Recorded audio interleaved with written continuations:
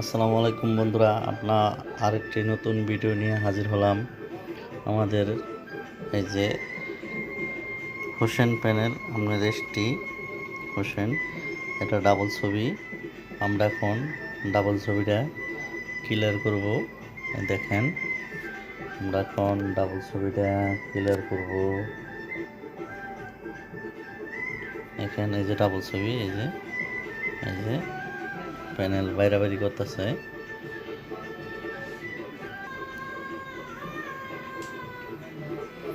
দেখেন আমাদের যে ডাবল ছবি, এই যে একদম এখন ফুল 100% ক্লিয়ার।